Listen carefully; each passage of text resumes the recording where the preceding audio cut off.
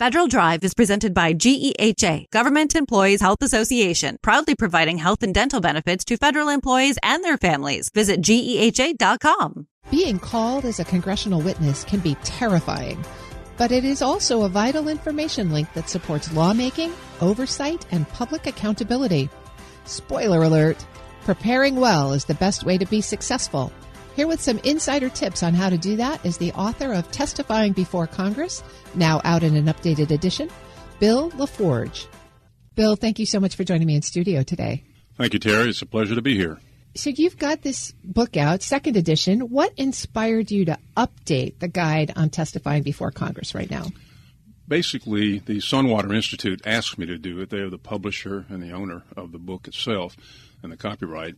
And since the original text came out in 2010, there have been a substantial number of changes on Capitol Hill, particularly having to do with the climate, political and partisanship climate. And we needed to update that so that it was relevant to the user today. And so what do you most want public servants who may be called to testify to know? That going to the Hill and sitting in the hot seat can be a very big challenge. That has not changed, and the preparation is the key.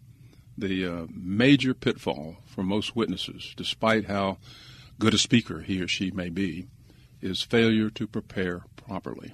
It can be intimidating. Some of the blurbs written for the book indicate that. Mitch Daniels, former governor of Indiana, says he likens the congressional hearing situation to a root canal and says, you have to be ready. And Charlie Cook, the political report, the Cook report, talks about it not being a fair fight. Those are true statements because when you appear and sit in the hot seat, you're looking up at 25 or 30 people who are beaming down on you. There are Klieg lights. You're sitting in a seat by yourself, possibly, or with a panel, and all eyes are on you, and it's time for the real game. So you have to prepare well. You talk about it being a potentially career-wrecking situation if it's mishandled. What makes the hearing environment so uniquely high stakes and challenging? Today, more than ever, a lot of the hearings on the Capitol Hill scene are, particularly in the investigative area and the oversight area, are performative. They are, to some extent, substantive and have meaning to them in terms of leading to legislation or true oversight. But so much of it is performative on the part of the members of the committee, or they may be lecturing others or the witness or trying to embarrass the other side, make a media point, to have a soundbite that they can tweet out in 30 minutes. So much of it has become that some of the real value of committee hearings has been lost over the years, the substantive and quality of it. And so I think it's important for people to realize they're going into a lion's den to some extent, in some cases. Some cases, the hearings are very notable and attract a lot of media. The media love to report on the salacious things that are going on and hearing yelling and that sort of thing. The more mundane hearings continue to go. So I also want your listeners to know that the hearings process is still a very valuable one on Capitol Hill. It's respected, it's necessary, and it's important. But for a lot of reasons, the complexion on Capitol Hill has changed. There are alternative means of gathering information, not just through hearings anymore. So it can ruin a career if you say the wrong things. Witness some of the university presidents who appeared this past year. So given that kind of high-stakes environment, what are some of the most common mistakes that you address in your book? Some witnesses that go off script. That's one of the worst errors you can make. You know that, being in broadcast yourself. Stick to the script. Understand the rules of the committee and don't come in pretending that you can do what you want when you want it. And be responsive. Committees want you to be helpful. Again, in this toxic political and partisan environment, it may be difficult to do that. But they want a response that is honest and open. They want people to be able to help them understand an issue or a point of view or detail that they're trying to delve into a little bit. And so that to the extent you can do that without sparring and to the extent you can stay above the fray politically and partisan-wise, it's beneficial for a witness. I think that gets back to your preparation point. I mean, I've done about 20 hearings myself, and I know the hardest part of preparing for that is trying to imagine all of the questions you'll get and preparing answers so that you don't go off script. That's right. How do you address that in the book? In the preparation phase, most professionals, particularly if they're in association world, corporate world, lobbyists and lawyers in Washington help prepare individuals to testify all the time. And in that preparation, there should be real live rehearsals, and there should be a preparation team involved so that you look at all the possibilities for questions that would give you the opportunity to be able to see around the corner and have some idea of what you might be facing. That is part of the preparation, but the basic ingredients are having a well-written statement. That's the starting point. And having that written statement include the affirmative education and advocacy that you're there to do. Hearings produce from the witness education of the panel and advocacy in most cases, not always. And so you want to have a written statement from which the basis of the oral statement is taken, but that's really a summary. And then the Q&A part sometimes is the most important and the most significant. And you have to be prepared by anticipating those questions from the record. Look at the members of the committee. What are their interests? What's in the news today? What are the Republican and Democratic viewpoints on that issue, whatever the topic of the hearing is? And from those backgrounds, you can probably figure out what some of the tough issues are going to be. And you should be prepared to answer those questions and actually rehearse the answers to your team. As tough as that may be, even if you're the best speaker in the world, rehearse, rehearse, rehearse. I'm speaking with Bill LaForge. He's a retired attorney, lobbyist, university president, and professor, and author of the book Testifying Before Congress. So the book is full of practical advice, but if you had to narrow it down, what would be your top 3 tips for folks who have to prepare for congressional testimony? I would tell a witness, if I was just passing them in the subway, 3 things you need to do. I would say write a great statement and make that your focus. Make sure that the goal of your interest as a witness and of the committee is met in that written statement. From that written statement, then prepare an oral statement that you don't read, but you summarize for the committee. That's the best style, to summarize or give the highlights. And then third, be prepared for those tough questions, even the hostile questions, and answer them in a very affirmative way, a positive way, going back to your original statement when necessary to support the things that you're there to tell the committee. That's a great summary and 3 really important tricks. You've worked across all 3 branches of government. So how does that perspective shape how you make these recommendations and how you approach congressional testimony? It's a function of time and space and experience, I suspect. When I was on Capitol Hill, I was an appropriations subcommittee staff director, and I conducted these hearings. I ran them. I briefed the bosses, briefed the senators, prepared the statements, did the memo, prepared some questions, did all the logistics. So I've seen it from that side. And then in the private sector for more than 20 years, I helped clients who are going to be witnesses prepare their statements. Some of them are in the book, in fact, actual live statements. We have a lot of samples in the book. That experience from the outside, and then personally, the third prong is that I have testified as well on a number of occasions for matters having to do with court matters and judicial matters and that sort of thing. So that broad experience came to light, and the publisher that put the first book together for us asked me to kind of put together a book, and I said I'd not done that, but I'll try it, and we'll do it now, and it seems to have clicked. Given that your own experience, the recommendations here, there's been a lot of talk over the 6 months of the Trump administration about federal employees who are in policy making and policy advocating positions. And those are oftentimes the ones that get called to do the hearings. But what advice would you have for federal employees who may not see themselves as those policy influencers, but have valuable perspectives that Congress needs to hear? Well, the key to a committee hearing invitation is to have the committee invite you. That's the only way to get there.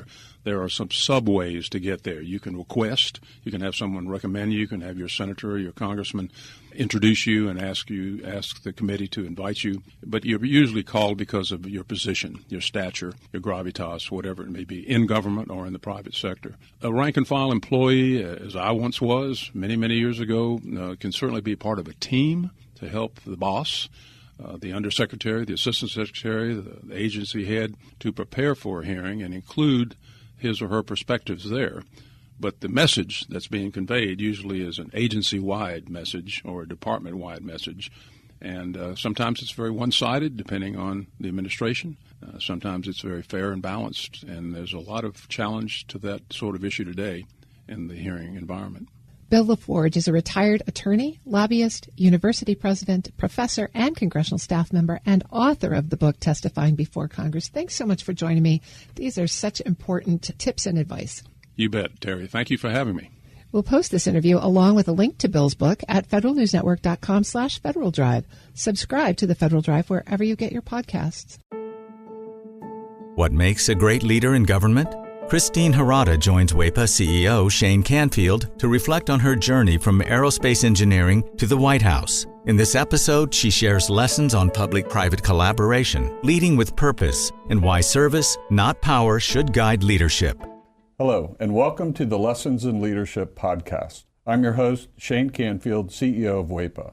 Today, I'm joined by Christine Harada, former senior advisor at the Office of Federal Procurement Policy within the Office of Management and Budget. Ms. Harada, welcome, and thank you for joining me. Thank you so much for having me. You spent portions of your career working in both the public and the private sector. And from your experience, what makes leadership in the federal sector different than the private sector? At the highest level, leadership in the public sector is very fundamentally at its core mission-driven. Right? The work is in the service of the public good, and the goals and the programs are frequently long-term, they're systemic, and they're incredibly complex. And success, isn't necessarily measured by quarterly earnings.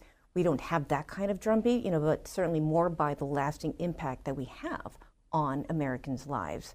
What's also unique about public sector is, in my view, the profound sense of history that you feel. And I think certainly I was very aware about the work that I was doing and how it builds on the efforts of those who came before me, and that future generations of leaders also depend on the decisions that were being made today. And that, for me, certainly provided a greater weight of responsibility. That's a wonderful answer. And I was in the private sector for much of my career, and now WEPA is a nonprofit, and I really relate to what you said about being mission-driven rather than profit-driven. You've got a long-term view, and always at the core of it is serving others. Yes. Is there a moment that stands out to you from early in your career that influenced your leadership style later on? I started out my career as an aerospace engineer, building satellites and airplanes. And when I first entered the workforce, my organization at the time had 120 people. We were a large company, 120 people, 4 women, and I was the only woman of color. I was also the youngest throughout the entire organization. And so, I remember having an experience when I was doing some engineering work. We had a design review, and I had seen some issues with the flight software that I pointed out. At the time, they're like, maybe it's not really that big of a concern. I was like, but in my heart, I knew that the issue was real and stayed with it. And sure enough, a few weeks later, that topic came up again, and we addressed it. Turns out my concern did indeed prove to be valid. And so it's just one of those experiences that really sank into me around ensuring that I am listening to everybody, period, end of story, within the organization. Really thinking through about how do we take into consideration opinions from all different spectra. As a third-generation Japanese American, right, I was raised to be humble, keep your head down, and work hard, etc. But at times, leadership also requires you to speak up, do so politely, with courage, etc. Even though you may be the only voice in your room, but certainly trust your voice. It also really helped shape my belief around diversity. DEI programs right now are viewed in a negative light. We're all mosaics, and they become better because you have those different experiences. And that's really stayed with me throughout the entirety of my career. The diversity issue is a really big one.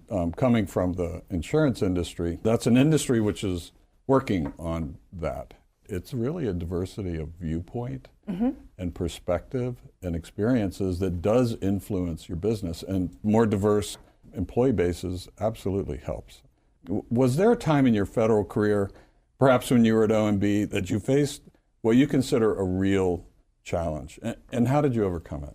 One moment that really stands out in particular was when I was serving as the Federal Chief Sustainability Officer during the Obama administration.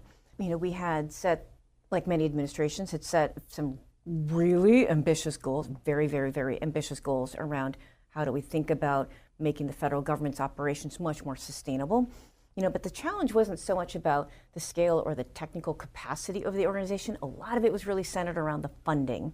We overcame this largely by being very strategic, helping out with blocking and tackling with the variety of legal issues or legal questions that might have come up, like how do we address this? Certainly in the federal government, you're more often leading through influence as opposed to pure form authority, and that you really need to listen deeply, communicate clearly with folks, building out those coalitions and engaging with your stakeholders. And I know many folks in government speak like that, but that is the truth. As someone who's spent time in both the federal and the private sectors, what makes the relationship between the two sectors important? Certainly, it's an absolutely essential partnership, and I would add on to that like nonprofits or philanthropic organizations. As I mentioned before, I'm Japanese American, and in Japan there's a symbol for thunder, which looks like 3 arrows pointing around each other in a circular pattern, kind of to represent the swirl, if you will, of clouds. And that's kind of how I view the relationship between the government, the private sector, and the nonprofit sector. The government frequently sets the vision, the policy, the direction, but of course it's the private sector that brings the capital, the innovation, the skill set, the capabilities, et cetera, to be able to execute. Partnering with that, of course, are the nonprofits who may be supporting the surrounding society. Public-private collaboration is not just about contracts or compliance, but it's also about figuring out what's your shared purpose. That's when real transformation can and does actually happen. In life insurance, there's a concept, lifetime value, where bringing a new insured in costs a lot more money than the amount of premium. And so when you talk to commercial carriers, it's a similar kind of thing. You need to bring them into the concept that they're going to be with us 20 years, and after 5 years, you can ride through that. But it's a concept that isn't easy for commercial businesses to understand. That's a partnership too. Very, very similar. What advice would you give to somebody aspiring to become a leader in government? There are 3 things, right? So firstly, around leadership in government, you want to make sure that you're leading with purpose. You want to stay grounded in your values, and don't underestimate the power of relationships. Remember why you entered public service in the first place, and that'll help carry you through some of the inevitable challenges that you're going to face. Making sure that you are also investing in relationships. In government, you rarely have full control, and I think this is, in my view, more important in government than perhaps in the private sector. You are frequently leading through influence. You are collaborating with very different parties who frequently have very different agendas than you do. And so building that trust, investing in building that trust and planting those seeds earlier and along the way in your career, I think is absolutely critical. And certainly last but not least, I would say, don't feel that you have to have it all figured out on day one. Absolutely stay open to the unexpected. Say yes to the opportunities that stretch you, and know that you can lead from wherever you are. It's not just about position or hierarchy. It's about the impact that you can have. What wonderful advice, especially in today's world, which is a little topsy-turvy.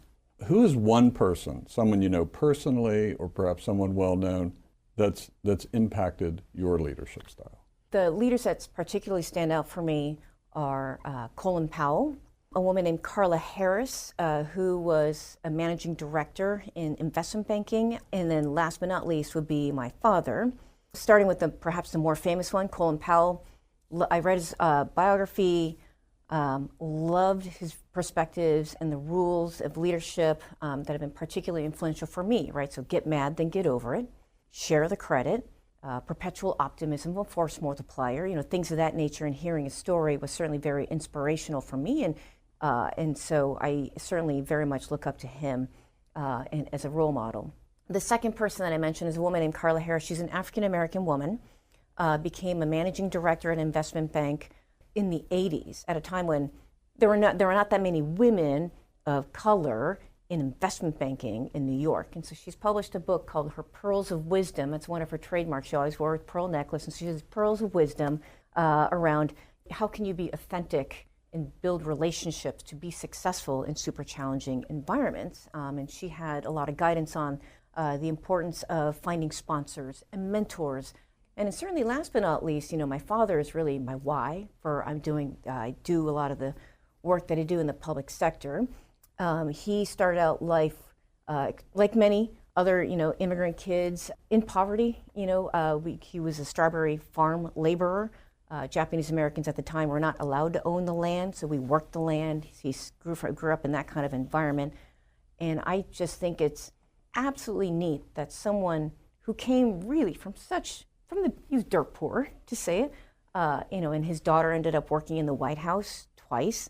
It's quite the American dream, and I would very much like to have that opportunity available for other people as well. Well, wonderful, absolutely wonderful. Christine, thank you very much for your time today and all of these learnings. It's really good, impactful. Thank you for sharing. Oh, thank you so much for having me. I really enjoyed it. I'm Shane Canfield, CEO of WEPA. Until next time on Lessons in Leadership. Find the full podcast and future episodes of Lessons in Leadership on the Federal News Network app and anywhere you enjoy your podcasts.